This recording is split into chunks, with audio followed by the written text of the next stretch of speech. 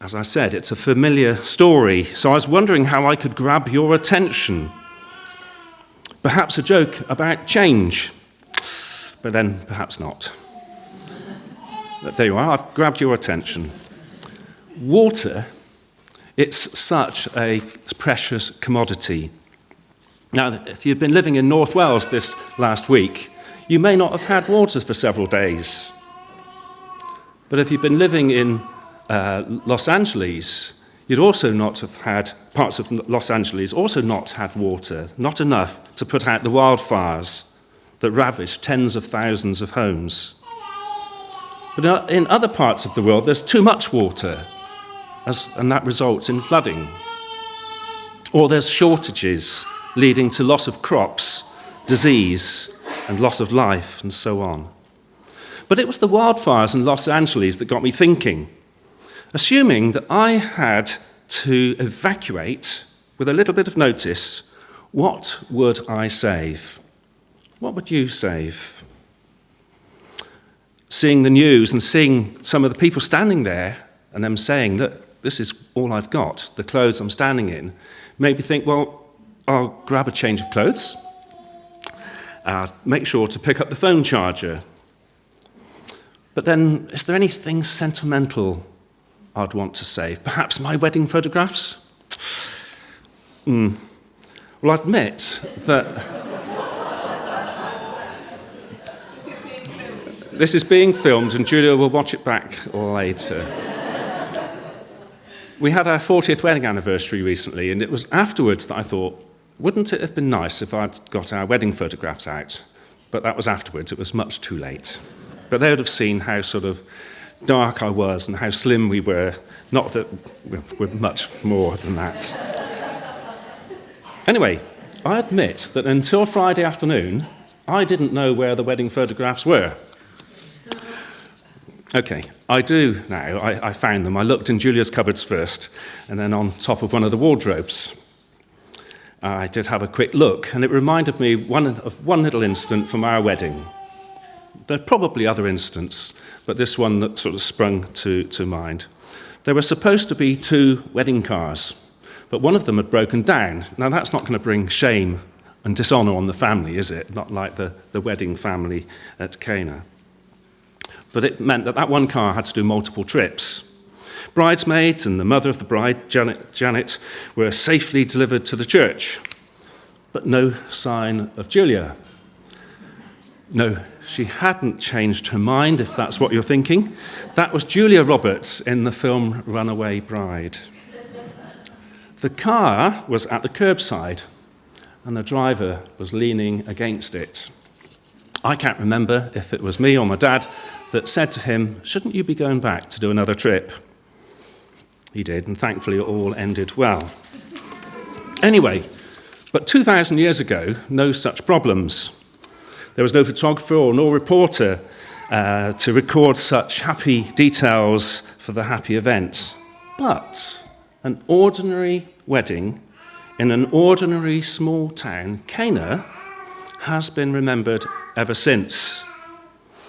Now, the wedding at Cana is familiar for all of us. It's only just over a couple hundred words. Only takes a couple of 3 minutes to read. And like I said, it's a good story, as indeed many of them are, to play around with in our minds, in our imagination. And that's what I've been doing. Now, in those days, a Jewish wedding was a significant event. It could last several days, not like our weddings today, and often involved the whole community, not just the family. And we know that the mother of Jesus was there, as well as his disciples, Jesus and his disciples. But I doubt that when the groom's parents were planning the wedding, that they realized that Jesus would bring so many extras. Otherwise, this was an ordinary wedding in an ordinary small town. There was food and there was drink, there would have been music and dancing and storytelling, and there would have been children too, of all ages. They would have been part of the community and very welcome, as indeed they are now. But something extraordinary happened. They ran out of wine. I think that's better than saying the wine ran out, because that just makes me think of a bottle with legs. They ran out of wine. Now, the social stakes were high. Running out of wine could tarnish the reputation of the bridegroom and his family. It's not the sort of memory that the wedding couple would want to look back and reflect on in years to come. But something extraordinary was about to happen. It was the mother of Jesus that came to the rescue. Mary, who since Jesus was born, had been treasuring all sorts of things up in her heart. And as his mother, she knew him intimately. And the remarkable thing is that she demonstrated remarkable faith in Jesus. She said to him, "Jesus, they have no wine." She knew that he knew what to do. And it was Jesus who was hesitant. It was her faith that was steadfast. She didn't know what he would do, but was sure he'd do something. So sure that she went to the servants and said, "Just do what he tells you." Remarkable faith, extraordinary. Now, this is where we can use our imagination again. Standing there were 6 stone water jars. Now, they were stone because that was better for water to be held for a long time rather than clay, which would have been the usual containers that they used in those days to store water or wine. And these were used for their Jewish rites of purification. And they were large, let's say 25 gallons rather than 20 or 30. And that's a lot of bottles of wine. Before the food could be eaten, the guests had to wash their hands. Now, I don't know what you would do, or I'm not sure what I would do, but having thought about it, you wouldn't just plunge your hands into the stone jar with a bar of soap and then wash them, because if you did that, then that water was now impure for the next guests. No, more than likely, there was a ladle and a servant to pour that water over your hands to one side. So that's what we have, 6 large jars, and they would have probably been this sort of high, 3 foot, 900 millimeters, maybe 2 foot, 600 millimeters across. Quite big things, very heavy, very expensive. And Jesus told the servants to fill these stone jars with water. And they obediently filled them to the brim. Now, we'd normally read this in just a few seconds, 2 perhaps. And the reason I slowed that bit down when I read it was probably it took a couple of hours to fill these stone jars. If the water was from the village well down the road, they would have had to go backwards and forwards with pails of water to fill up the stone jars.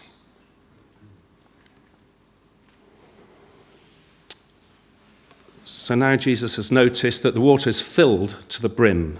Nothing else can go in. And he tells the servants, "Take it now, draw some and take it to the chief steward." And they did. They were obedient. But can you imagine, if you were the servant, what would you be thinking? A degree of suspense, no doubt. Because this was water. "Wow," the steward exclaims. And he calls the bridegroom over and says to him, "Everyone serves the good wine first, and the inferior wine after the guests have drunk too much. But you've kept the best till now." And just as there were gallons and gallons and gallons of water used for the rites of purification, well, now there are gallons and gallons of the good wine. Jesus had saved the embarrassment of the hosts and had enabled everyone to celebrate the wedding in a good, proper style. He ensured that this couple's married life didn't start off mean-spirited and disappointing, but generous and full of joy. So the account of Jesus turning water into wine is deeply significant. We're told it was the first of his miraculous signs.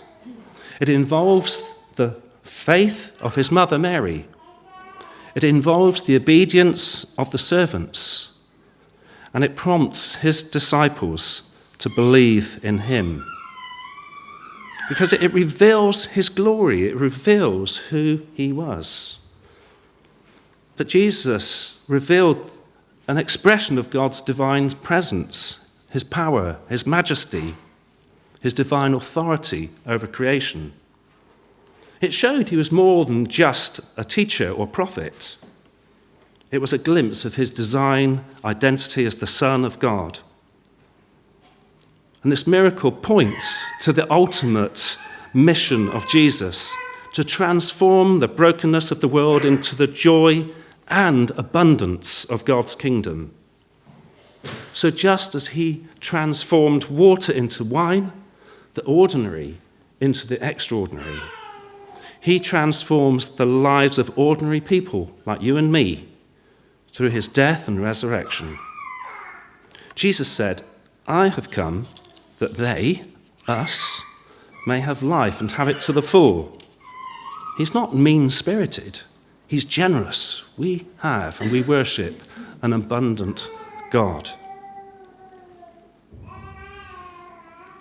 So for us, the miracle at Cana is also an invitation to believe in Jesus' power to transform not just physical elements, but also our lives, our struggles, our doubts, our fears. And also it's inviting us to share his transforming love with others, like a sign pointing them to Jesus. Amen.